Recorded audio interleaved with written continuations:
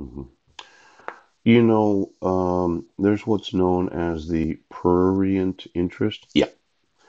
A morbid interest in sex, nudity, or obscene or pornographic matters. Yeah. hmm Then there's the psychiatrist. Yes. A physician who specializes in and treats disorders of the mind and mental disease. Oh, and then there's the psychoneurosis. Yes. Mental and emotional imbalance associated with anxiety. Anxiety states, but not accompanied by loss of insight or appreciation of reality. Yeah. Then there's the psychosis, the insanity, the loss of contact with reality, and loss of insight. Yeah. The loss of normal function of the mind, mental illness, a disease of the brain causing a loss of mind function. Yeah. Now, these prurient interests, yes. Let's say you're a judge, and the petitioner said that he's a porn addict. Yes. I've been interviewed for various jobs where sometimes they'd say something that I didn't agree with, but I was able to smile through it. Yes. And I explained the benefit of why it might be that they would want this. Now, I didn't try to push my belief system on them. Yes. I didn't try to get them to believe what I was saying. Right. But at times, when somebody would really question why they should employ me or should not employ me, yes, I tried to appreciate what they were saying, but I reinforced the idea that I had something to offer.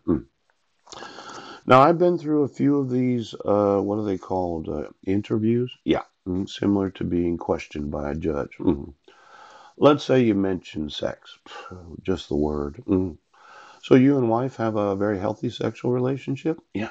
hmm You have sex once a week, twice a week. How many times a week did you have sex during 10 years of marriage? As a judge, you can ask the respondent because these prurient interests, yes, they have a sexual deviation, do they? Yes. Did your wife perform oral sex? How was it? Do it. See, sometimes when you word a question in a conversation about what is being said about the respondent, yes, it's possible that you can uncover, yes, some deviant behavior that is either justified, yes, or is not justified because there was no deviant sexual behavior. Oh, now if you don't have a public court record right now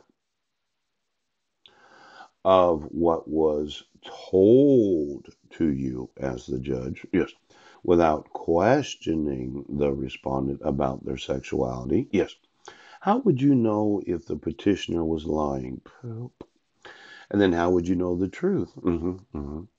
Now, you can. I mean, I would think you could comment about the breast size of the individual. Yes. How she looks good. Coach. In fact, if you weren't married to her right now, I'd probably see there's this hypocrisy in courts that you're going to order a lifetime of treatment as required. Yes, where I'm going to have a lithium product prescribed to me that in the industry is called meds. Yes, based upon the testimony of the petitioner about the deviant sexual behaviors of the husband, without just having a conversation with the guy about exactly how many times. Now, did well, we're just talking about the parenting plan. See, you can use certain words yourself. Yeah. She said he just made me do it, and you're like, oh, well, why don't I just have a conversation with him? Now you're sitting there thinking, well, the guy's too smart for this, right? He's sly, very clever, conversationalist. He's an orator. But if you don't have it on the public court record, what makes me, yes, the individual that's going to sue you, yes, believe that what you were told was truthful? Yeah. See, if you have a half an hour conversation of the most deviant sexual behaviors as a judge, you should No.